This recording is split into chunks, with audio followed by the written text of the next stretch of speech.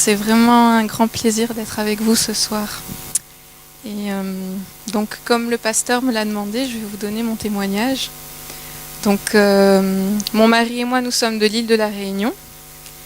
Et donc, je n'ai pas grandi dans une famille chrétienne. Donc, j'ai grandi dans une famille catholique à l'île de la Réunion. Une famille catholique très pratiquante. Et moi aussi, jusqu'à l'âge de 15 ans, j'étais très très fervente. Et j'avais vraiment ce désir déjà toute petite de servir le Seigneur. Et en fait, durant mon enfance et durant mon adolescence, j'ai fréquenté de nombreuses communautés religieuses, c'est-à-dire des sœurs en fait. Et je passais mes vacances là-bas. Et donc, un jour, je me suis en fait mise dans ma chambre et j'ai commencé à lire la Bible.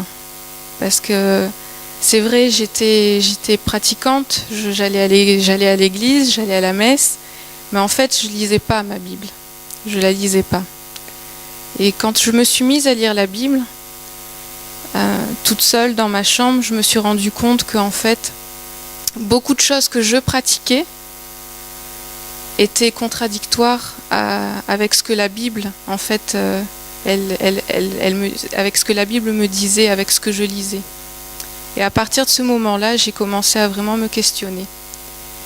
Et à ce moment-là, en fait, j'étais à une période charnière parce que je suis allée donc pour passer mon baccalauréat en Espagne.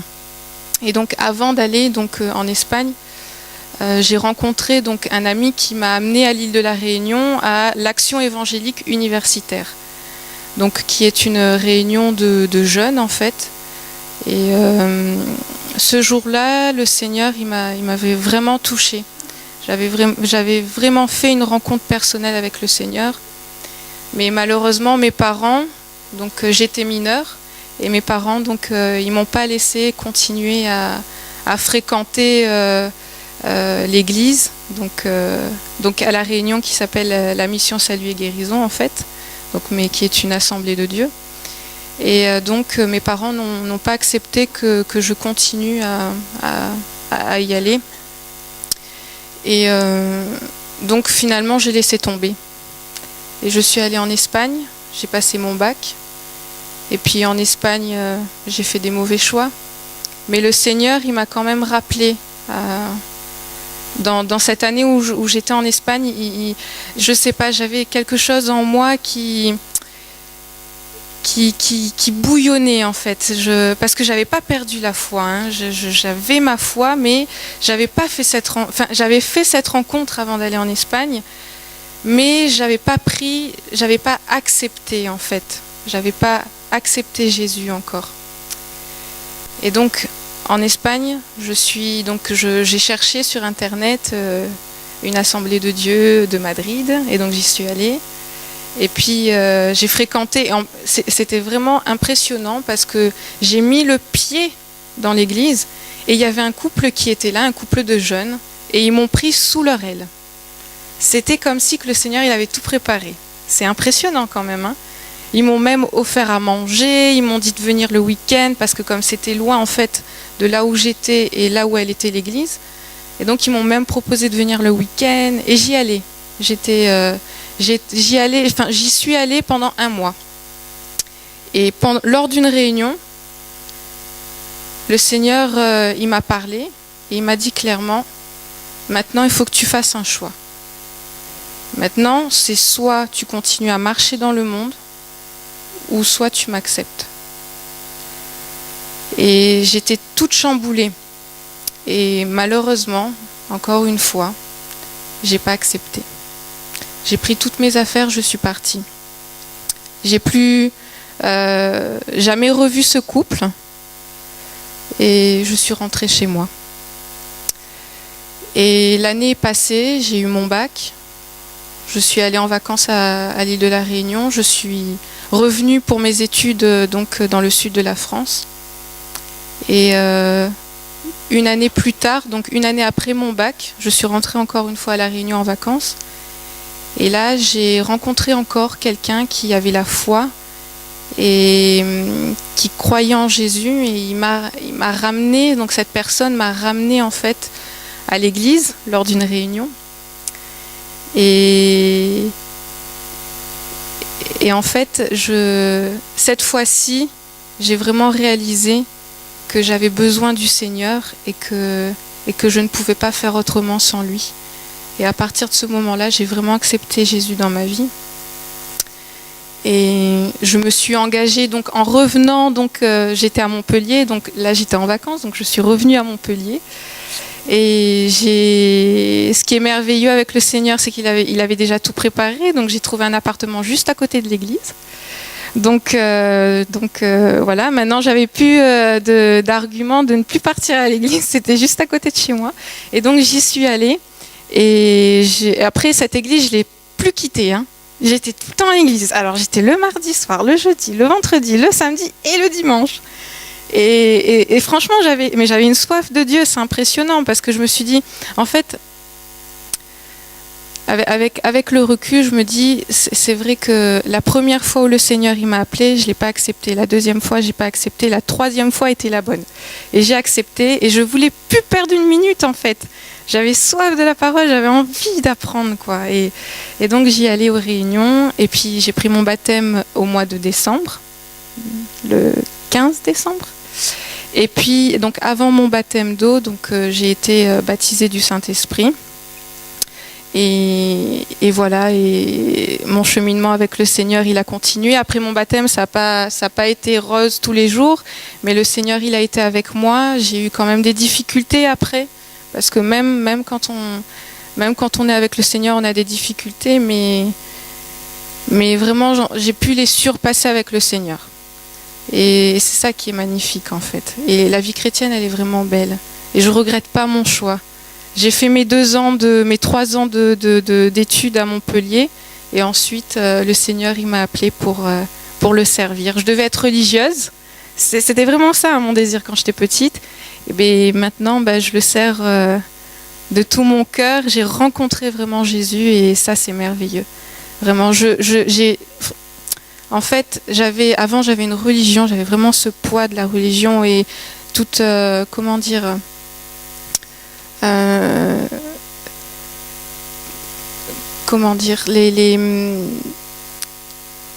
l'esclavage en fait, parce que c'était des cultes que je faisais habituellement en fait, c'était des choses habituelles que je faisais, mais je comprenais pas ce que je lisais finalement. Ce que le prêtre il me disait, ce que le prêtre il lisait, parce que moi je la lisais pas personnellement, mais quand vraiment j'ai compris en fait ce que la Bible elle me disait, là ça a été merveilleux. Et franchement, je vous le souhaite à chacun d'entre vous. Enfin, si vous n'avez pas encore accepté Jésus, si vous n'avez vraiment pas encore rencontré Jésus, je vous le souhaite vraiment. Et c'est merveilleux. Je regrette pas. Amen. Bonsoir à tous. Est-ce que vous allez bien? Comme on dit à l'île de la Réunion, comment il est? Est-ce que ça va bien? Froidement, mais le Seigneur, il est là. Et il nous fait du bien. Vous savez, c'est une joie d'être ici. Déjà, premièrement, vous avez les salutations des frères et sœurs de Jérusalem, du pasteur Jacques Elbaz et de Marie-Lou, son épouse, mais aussi de tous les chrétiens, de tous les étudiants qui se trouvent à Jérusalem. Ils vous embrassent. J'ai délivré le message et j'ai fait passer le message. Mais c'est une joie parce qu'on se rend compte que le Seigneur conduit toutes choses. Vous savez, on n'était même pas sûr de venir ici. On n'était même pas sûr de prendre l'avion pour arriver ici dans cette région Côte d'Or. Parce qu'il y avait la neige tout simplement. La neige nous a bloqués pendant 4 jours. Les routes, comme ils ne sont pas habitués, il y avait du verglas. Donc les routes étaient barrées. Et on était là dimanche, on savait qu'on partait le lundi. Et on se disait, mais est-ce qu'on va y aller? Est-ce qu'on ne va pas y aller? Donc ce qu'on a fait, on est parti à l'aéroport un jour, quelques heures à l'avance, un jour à l'avance, et on est resté là, dans l'aéroport, à attendre. Donc, on était sûr de partir. Mais même là encore, on n'était même pas sûr de partir, parce que l'avion a eu du retard, 3 heures de retard pour une petite chose, un mauvais comptage, ça a bloqué les gens dans l'avion pendant 3 heures de temps. Mais quand l'avion a décollé, on était très heureux. Et les gens ont même applaudi le pilote tellement ils étaient heureux de partir. Mais rester dans l'aéroport, j'aimerais vous dire quelque chose, ça nous apprend des choses. Vous savez pourquoi? Parce que quand on est dans l'aéroport, quand on n'a rien à faire, entre guillemets, on est là, on attend, on est sur une chaise et on regarde les gens. C'est tout simple, on regarde les gens passer. On regarde comment ils sont habillés, on regarde qu'est-ce qu'ils traînent, on regarde comment ils parlent et on voit toutes sortes de gens. Mais plus particulièrement, on voit deux types de voyageurs. Deux types de voyageurs. J'en ai vu deux types. Le premier type de voyageur, c'est celui qui voyage simplement avec une petite valise. Il voyage, il traîne derrière lui une toute petite valise. Et il est tellement content, il peut se balader de magasin en magasin, juste en traînant une toute petite valise. Et moi, j'aime beaucoup voyager comme ça. Je ne sais pas pour vous, moi j'aime voyager léger. Sans trop grand chose, avec un petit sac, simplement en traînant une petite valise. Moi, j'aime voyager comme cela. Et on a un deuxième type de voyageur. C'est le voyageur qui va voyager avec énormément de bagages. Il y a des bagages aux deux mains, il y a des bagages sur la tête, il y a des bagages sur le dos, il y a des bagages partout. Et ces personnes sont embêtées, ils essayent de tirer une valise, mais non, il y a l'autre qui est derrière, donc ils essayent de retirer l'autre valise. Ils en ont des valises partout, partout, partout.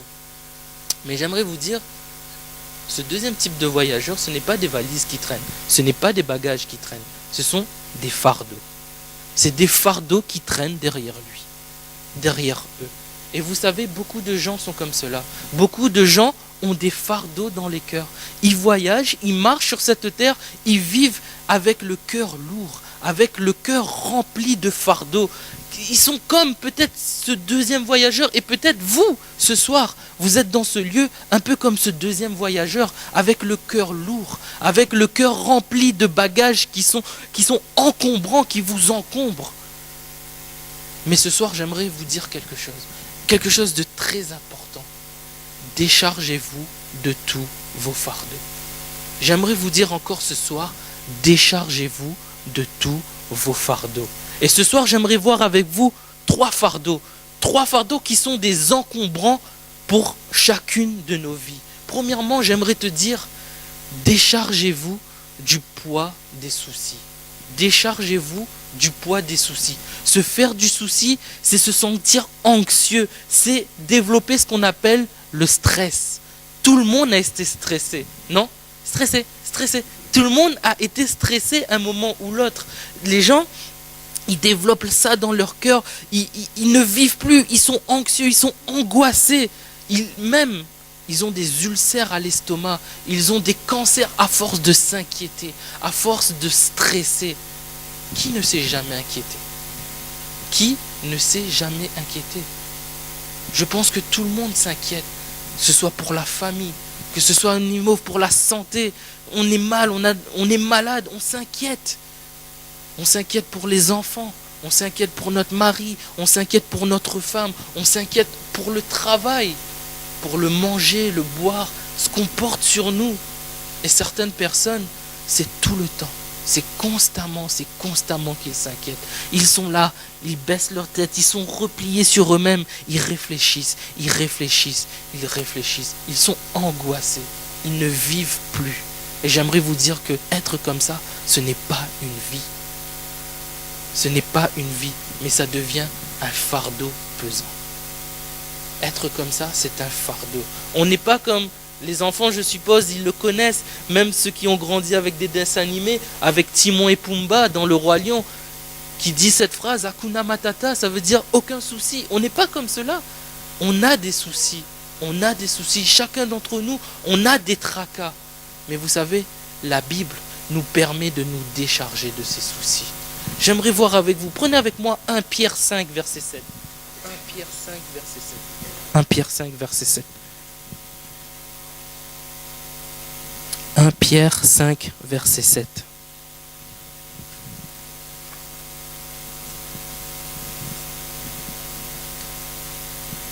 Déchargez-vous sur lui de tous vos soucis, car lui-même prend soin de vous. C'est la Bible qui le dit. Ce n'est pas moi, je n'invente rien. La Bible nous dit, déchargez-vous sur lui. Et lui, c'est Jésus. Tout simplement. Déchargez-vous sur Jésus, car lui-même prendra soin de vous. Si vous portez des soucis, si cela vous pèse, j'aimerais vous dire encore une fois, dégagez-vous sur Jésus. Parce que vous ne pourrez pas avancer. Comme ces voyageurs qui, malgré eux, ils essayent d'avancer avec tous ces fardeaux, avec tous ces soucis. Peut-être ils essayent d'avancer, mais ils sont ralentis. Ils ne peuvent pas avancer. Et peut-être que tu stagnes dans ta vie. Peut-être que la fatigue, à force de réfléchir sur ta vie, sur la famille, sur ta maladie, sur les soucis qui pèsent dans ta vie, tu n'avances plus, tu sens que tu stagnes. J'aimerais te raconter une histoire. C'est un homme qui rentre chez lui avec un gros paquet. Et il dit à sa fille qui est là, malheureusement sa fille est dans un fauteuil roulant. Il dit, mais elle est où maman? J'ai un paquet pour elle, c'est un secret. Et là, cette fille qui est paralysée, qui est dans ce fauteuil roulant, lui dit, mais elle est en haut, à l'étage, il faut monter les escaliers. Et le papa, il lui dit, d'accord, ok, je vais aller la voir. Mais la fille lui dit, non, laisse-moi papa lui donner le cadeau. Et le père la regarde et lui dit, mais tu ne peux pas, tu ne peux pas marcher, tu ne pourras pas monter les escaliers. Et là, elle regarde son père. Elle sourit et lui dit, mais non papa, tu sais, tout ce que tu as à faire, c'est simplement me donner le cadeau, me prendre dans tes bras, me porter, et moi je le donne à maman. Et là, ce père, il a réfléchi et il en a tiré une leçon. Si nous nous laissons porter par Christ, nous-mêmes, il est celui qui va porter nos fardeaux, tout simplement. Si nous nous laissons porter par Christ, il est celui qui porte nos fardeaux. Il y a cette chanson, cette vieille chanson qui nous dit, si le monde te reprend, et ton or et ton argent, si la pauvreté vient assombrir ton cœur, souviens-toi que Dieu là-haut prend soin des petits oiseaux. Alors abandonne tes fardeaux à ton Sauveur. Abandonne tes fardeaux à ton Sauveur. Ce n'est pas plus compliqué que ça. La solution, c'est de choisir de ne pas s'inquiéter. C'est de choisir de se décharger de tous nos soucis sur Jésus.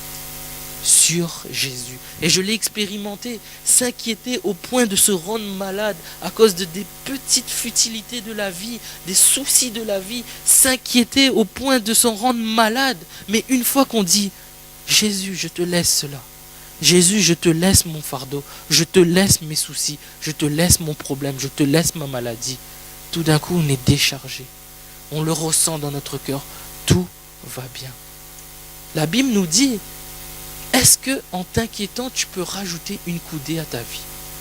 J'ai une question pour vous, et c'est la question que la Bible nous pose. Est-ce que en t'inquiétant, tu pourras rajouter encore une longueur de temps à ta vie? Oui ou non? Non, tu ne pourras pas. Alors, pourquoi t'inquiéter? Pourquoi t'inquiéter alors? Si en s'inquiétant, tu ne peux pas rajouter une coudée à ta vie, alors pourquoi tu t'inquiètes? Lisez avec moi Matthieu 6, verset 27. Matthieu 6, verset 27. On va lire la suite des versets. Matthieu 6, verset 27. Qui de vous, par ses inquiétudes, peut ajouter une coudée à la durée de sa vie? Et pourquoi vous inquiétez au sujet du vêtement? Considérez comment croissent les lys des champs. Ils ne travaillent, ils ne filent. Cependant, je vous dis que Salomon même, dans toute sa gloire, n'a pas été vêtu comme l'un d'eux. Si Dieu revêt ainsi l'herbe des champs qui existe aujourd'hui et qui demain sera jetée au four, ne vous vêtira-t-il pas à plus forte raison, gens de peu de foi? Ne vous inquiétez donc point. Et ne dites pas que mangerons-nous, que boirons-nous, de quoi serons-nous vêtus? Car toutes ces choses, ce sont les païens qui les recherchent. Votre Père céleste sait que vous en avez besoin. Cherchez premièrement le royaume de Dieu et la justice de Dieu, et toutes choses vous seront données par-dessus tout. Ne vous inquiétez donc pas du lendemain, car le lendemain aura soin de lui-même. À chaque jour suffit sa peine. Vous l'avez lu avec moi, je n'ai rien inventé. Déchargez-vous sur lui de tous vos soucis. Et lui, il s'occupera de vous. Vous n'aurez rien à faire, si ce n'est que de déposer vos soucis. Lui, il s'occupe de tout. J'aimerais vous dire que les gens peut-être autour de vous vous proposeront toutes sortes de méthodes pour se dégager l'esprit, comme on dit aujourd'hui, pour décharger des fardeaux, des soucis. On appelle ça être zen. On allume des bougies là dans notre chambre, on commence peut-être à croiser les bras, à croiser les pieds, on commence à faire toutes sortes, entre guillemets, de méditation. Et les gens aiment ça aujourd'hui. Mais j'aimerais vous dire que ce ne sont pas les bougies zen qui vous donneront la paix. Ce n'est pas encore toutes ces méditations, ce n'est pas tout cela qui vous donneront la paix. Mais c'est simplement Jésus. Comme on dit en Israël, Rak Yeshua, seulement Jésus. Uniquement Jésus. Et je terminerai ce point par cette phrase que Jésus a dit lui-même dans Matthieu 11, verset 28. Et vous pouvez le lire, lisez ce verset pour imprimer cette phrase de Jésus dans votre cœur. Matthieu 11, verset 28. Qui nous dit ceci: venez à moi, vous tous qui êtes fatigués et chargés, et je vous donnerai du repos. C'est encore une fois, ce n'est pas moi qui l'invente, mais c'est la Bible qui le dit. Venez à moi, vous tous qui êtes fatigués et chargés, et je vous donnerai du repos. Tu es peut-être tracassé par les soucis de la vie ce soir. Tu es peut-être fatigué par toutes sortes de choses qui se passent dans ta vie. Décharge sur lui tous ses soucis. Décharge sur lui tous tes soucis, car lui-même prendra soin de toi. Lui-même s'occupera de toi. Et lui-même s'occupera de ton problème. Amen. Deuxièmement, j'aimerais voir avec vous, j'aimerais vous dire, déchargez-vous du poids de l'amertume. Déchargez-vous du poids de l'amertume. La Bible nous dit que la racine de tous les maux, c'est l'amertume. C'est de là que vient la colère, c'est de là que vient l'envie, que vient la jalousie. C'est d'elle que poussent les disputes. J'aimerais vous dire que l'amertume est un fardeau qui touche beaucoup de gens. Beaucoup de gens portent ce fardeau sur leur cœur.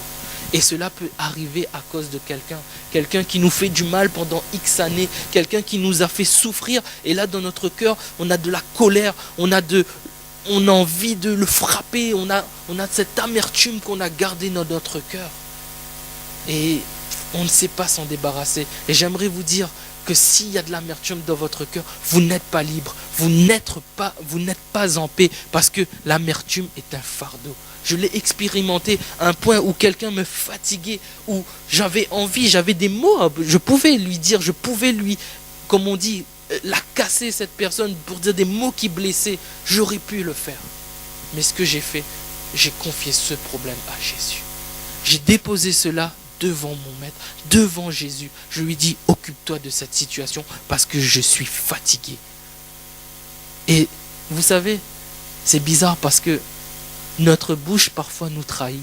Et en parlant comme ça, quelques temps après, j'ai pu dire une phrase, mais cette personne me manque. Cette personne me manque. Je l'aime, cette personne. Jésus a transformé cette amertume en amour pour cette personne. Et ce n'était plus devenu un fardeau, ce n'était plus devenu un poids. C'était quelque chose de bien dans ma vie. Et alors j'aimerais te dire, si la racine de l'amertume à cause de quelqu'un est en train de lever, si cette personne t'a fait du mal ou quoi que ce soit, et que tu as envie tu peux dire des paroles, tu peux frapper, tu peux te mettre en colère, coupe cette racine d'amertume. Coupe cette racine d'amertume et dépose ce problème au pied de Jésus. Dépose ce problème au pied de Jésus. On a dans la Bible une femme, l'histoire d'une femme. Elle se prénomme Naomi. Vous pourrez lire son histoire dans Ruth. Et on peut voir que les circonstances de la vie ont rendu cette femme amère. Son nom en hébreu veut dire douceur. Et elle a choisi de s'appeler Mara, qui veut dire amère, à cause des circonstances de la vie. À cause de la mort de son mari, à cause de la mort de ses fils. Et limite, cette femme, ce n'est pas aux autres qu'elle s'en prenait, mais c'est à Dieu. Et il y a bien des gens qui sont comme ça. À cause des circonstances de la vie, à cause des choses qui se passent dans leur vie, ils s'en prennent à Dieu. Pourquoi Dieu a permis cela? Pourquoi? Si Dieu il existe, pourquoi il me fait passer par cela? Pourquoi il y a tant de guerres? Pourquoi il y a ci? Pourquoi il y a ça? Et ces gens, ils ont constamment le poing levé contre Dieu. Toutes les causes et tous les maux qu'ils ont dans leur vie, cela est à cause de Jésus. Et à cause de Dieu. Et j'aimerais vous dire, peut-être que tu as le poing levé contre Dieu ce soir. Peut-être que tu en veux à Dieu parce que tu passes par une situation ou par des épreuves. Mais j'aimerais te dire que Dieu n'est pas celui qui te fait passer par cela.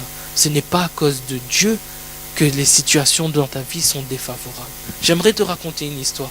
C'est l'histoire d'un barbier et d'un client. Le client, il rentre dans ce salon de coiffure, et il demande à se faire couper les cheveux. Donc il se coupe les cheveux, on le taille la barbe. Et vous savez, quand on est dans les salons de coiffure, on parle, on discute avec le coiffeur, et ils arrivent sur la notion de Dieu, cette notion. Et le barbier, il lui dit, mais moi, vous savez, Dieu n'existe pas. Le client lui dit, ah bon, Dieu n'existe pas, et pourquoi?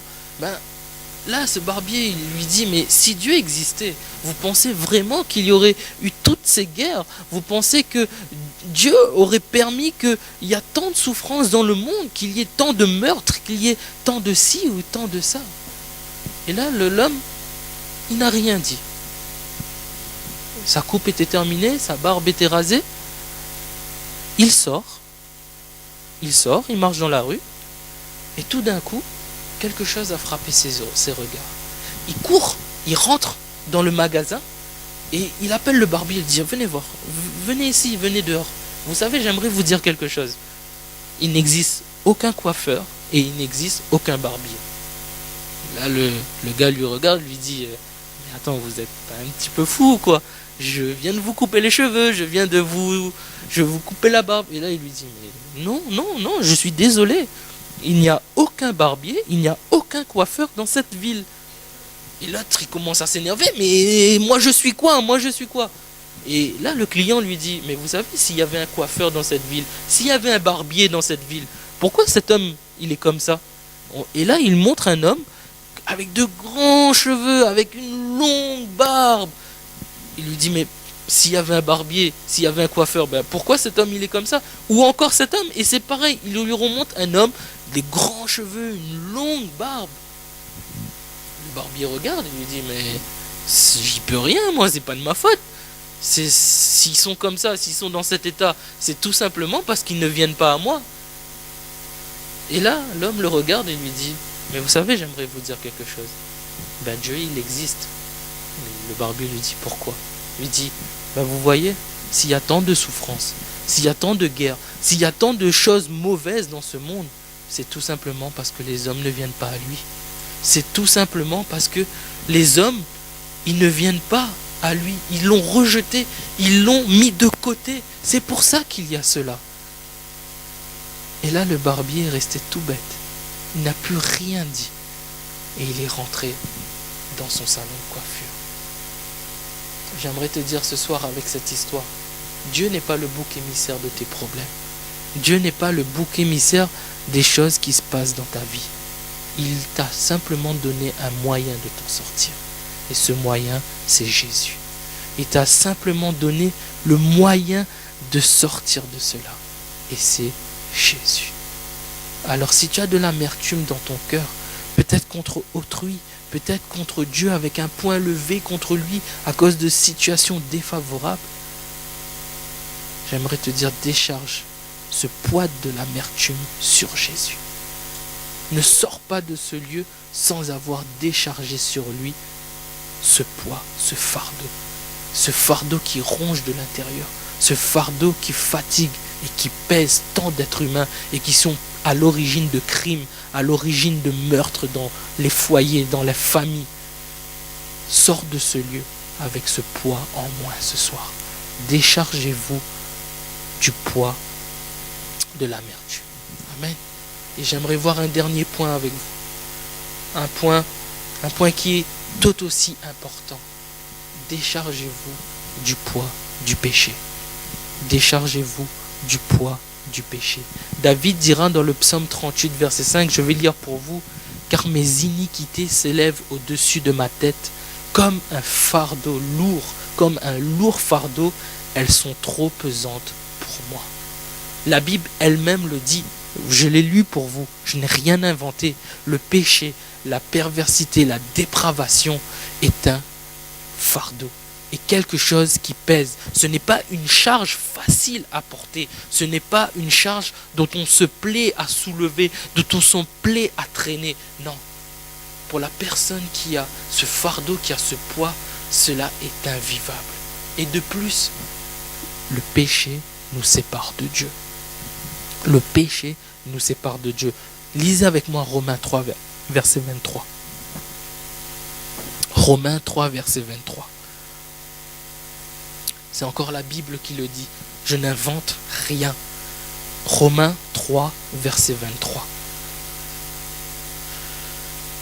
Car tous ont péché et sont privés de la gloire de Dieu. Tout simplement.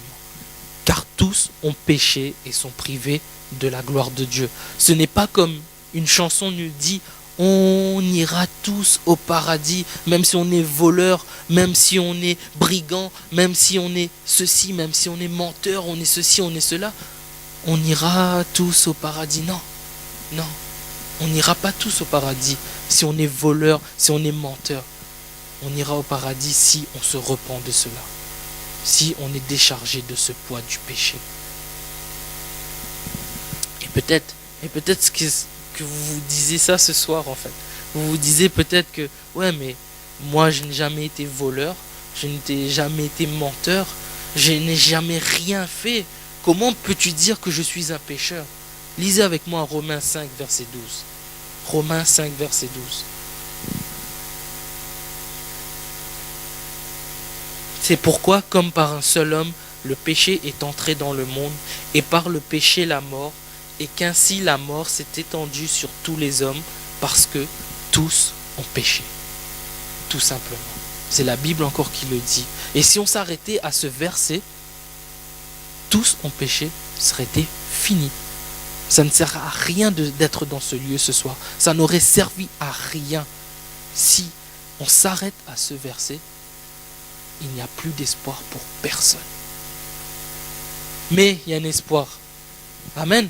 Il y a un espoir. Amen. Il y a une solution. Et cette solution, encore ce mot solution est trop faible. Il y a un salut. Et notre salut nous vient de Jésus, encore une fois. Notre salut nous vient de Jésus. 1 Pierre 2, verset 24. Lisez-le avec moi. 1 Pierre 2, verset 24. Nous dit ceci. Il a lui-même porté nos péchés en son corps, sur le bois, afin que, morts au péché, nous vivions pour la justice. Et c'est par ces meurtrissures que vous avez été guéris. La Bible nous dit qu'il a lui-même porté sur nous, sur lui, nos péchés. Alors, est-ce que vous voulez faire la paix avec Dieu?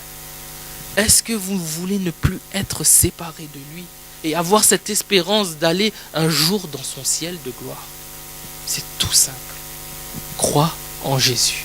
Crois qu'il est mort pour tes péchés. Si tu crois que Dieu l'a ressuscité des morts, alors tu seras sauvé. Tout simplement. Crois en Jésus. Crois qu'il est mort pour tes péchés. Romains 5, verset 8 nous dit, je vais le lire pour vous, mais Dieu prouve son amour envers nous, en ce que lorsque nous étions encore des pécheurs, Christ est mort pour nous. À plus forte raison donc, maintenant que nous sommes justifiés par son sang, serons-nous sauvés par lui de la colère. Car si lorsque nous étions ennemis, nous avons été réconciliés avec Dieu par la mort de son Fils, à plus forte raison, étant réconciliés, serons-nous sauvés par sa vie. Et non seulement cela, mais encore, nous nous glorifions en Dieu par notre Seigneur Jésus-Christ, par qui maintenant nous avons obtenu la réconciliation. À travers le sacrifice de Jésus à la croix, sur cette croix, nous sommes réconciliés avec Dieu. Jean nous dit qu'il est l'agneau qui ôte le péché du monde. Vous savez, les Juifs, ils avaient besoin de faire des sacrifices afin de se purifier, afin là de demander pardon à Dieu, d'être purifiés de leurs péchés. Mais aujourd'hui, on n'a plus besoin de faire de ces sacrifices. Le sacrifice de Jésus, le sacrifice de Christ à la croix suffit amplement. Et c'est grâce à ce sacrifice, ceux qui croient en lui croient qu'ils ont le pardon de leurs péchés. Ce n'est plus mon péché que Dieu voit, mais c'est le sang de Christ qui me couvre qu'il voit. Ce sang de Christ qui m'a lavé, ce sang de Christ qui m'a racheté et qui m'a purifié. Et vous savez, tout cela par amour. Tout cela, tout simplement par amour pour l'humanité. Pour toi, mon frère, pour toi, ma sœur. Et ce n'est pas un amour qui consiste tout simplement en blabla, en paroles. Non, c'est un amour qui s'est manifesté. Une preuve ultime de son amour, c'est ce verset. Car Dieu a tant aimé le monde qu'il a donné son Fils unique pour quiconque croit en lui ne périsse point, mais qu'il ait la vie éternelle. Est-ce que vous êtes conscient de cet amour incomparable de Dieu pour vous? Cet amour incommensurable que Dieu a pour vous. J'aimerais vous raconter une histoire. On raconte que le comte Zinzendorf, alors qu'il sortait de la Hollande pour aller à Paris afin de mener une vie mondaine, afin de mener une fête, alors qu'il était à Düsseldorf, alors qu'on soignait ses chevaux, il s'est dit, je vais aller à un musée. Et là, il visite, et il y a une peinture qui a attiré son regard. C'est la peinture du Christ en croix. Et là, il a vu ce tableau. Il a vu ce Jésus qui était mort sur une croix. Il a vu les souffrances. Mais il a tout simplement lu aussi une petite phrase qui était en bas du tableau. Et cette phrase disait ceci: voilà ce que j'ai fait pour toi. Et toi, qu'as-tu fait pour moi? Voilà ce que j'ai fait pour toi. Et toi, qu'as-tu fait pour moi? Cet homme est resté tétanisé. Il est resté jusqu'à la fermeture figé devant ce tableau. Et quand le gardien passait afin de lui dire, monsieur, c'est la fermeture, ce gardien a pu constater que cet homme était en train de pleurer. Cet homme était en train de pleurer devant ce tableau, devant ce sacrifice de Jésus à la croix. Et cet homme, ce comte Zinzendorf, alors qu'il devait mener une vie mondaine, à faire une fête, une fiesta mondaine, s'est converti à Jésus, a donné sa vie à Jésus. Et il a été un des pionniers, de celui qui accélérait le mouvement et qui formait des églises et qui bâtit des églises. Tout simplement avec un tableau et une phrase. Dieu t'aime. Non seulement la Bible nous le dit, mais il te l'a montré. Voilà ce qu'il a fait pour toi. La Bible t'en parle. Voilà ce que j'ai fait pour toi. Et ma question pour vous ce soir, qu'allez-vous faire, vous? Qu'allez-vous faire, vous? Repartir de ce lieu? De toute façon, ça c'est des fables, ça ne me regarde pas. Je peux sortir de ce lieu, voilà, ça ne me regarde pas. Rester avec ce poids du péché, ce poids, ce fardeau, je peux sortir de ce lieu comme cela? Ou bien répondre à cet appel? Voilà ce que te dit Jésus, voilà ce que j'ai fait pour toi. Toi, que vas-tu faire maintenant? Libre à vous de choisir. Libre à vous de répondre à cet appel ou pas.